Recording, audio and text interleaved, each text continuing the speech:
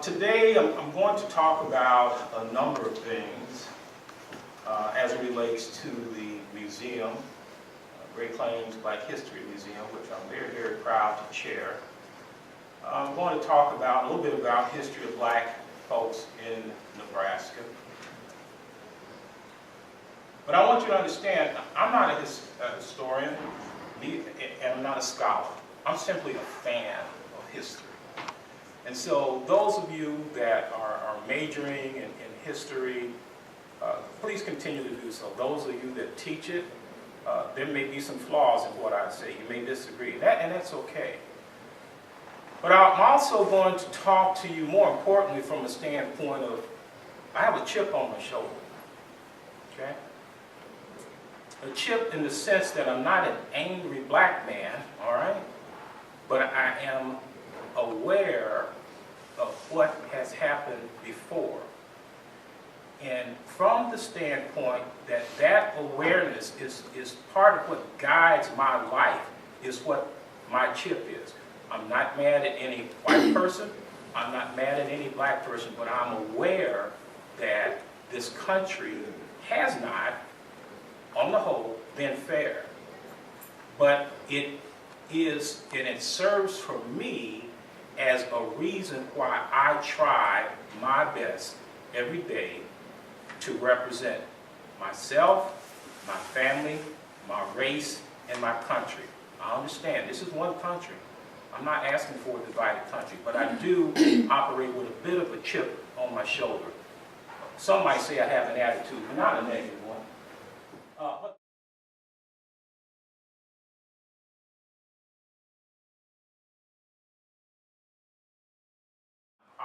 Groups. Tomorrow's Friday night. Now I know what happened on campus when I was in college, but so if it hadn't changed too much, I'm going to assume that you might have some free time. So what I'd like to do is, I'd like you to help me with this. The performance is sold out. There are no tickets left other than the ones I have in my hand right now. But I would like, for those that are interested, I'm going to give everybody in here a raffle ticket. And we're going to draw for some free tickets. So if those that can come, you can pass that around and take one and leave one on the roll so I can do that. But I'm going to put you in charge.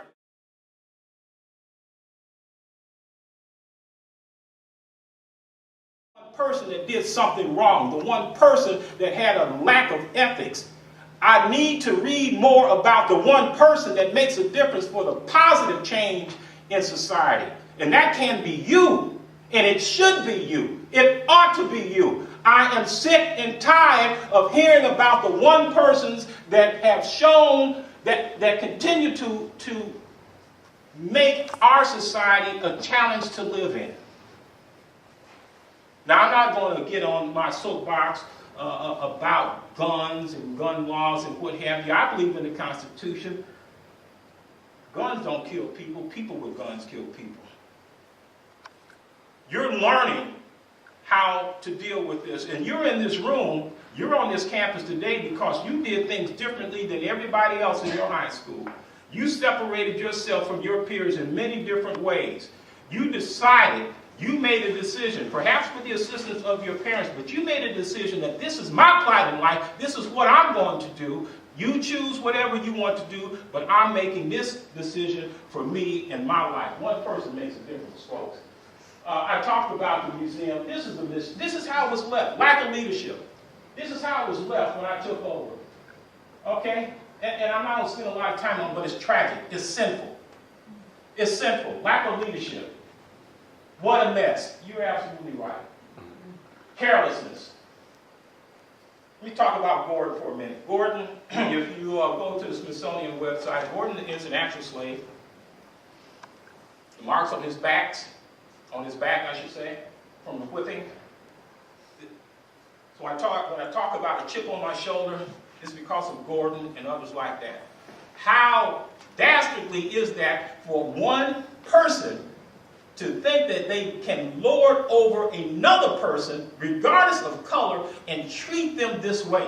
That's why I get angry. I'm not angry at white folks. Please understand that. I'm not angry at white folks. I'm angry at what was allowed to happen in this country. And I am mindful that Gordon and others paid a price. So much so that I refuse to do less than the excellence that I believe Jesus Christ has given me. Now, I'm not up here to have church, but I'm telling you, we're on this planet for a reason.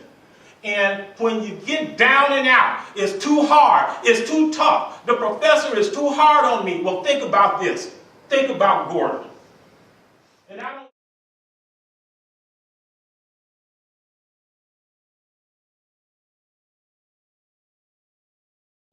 of a college. It may be to be a leading fashion designer. It may be to be in political office, but you must believe in the power of you.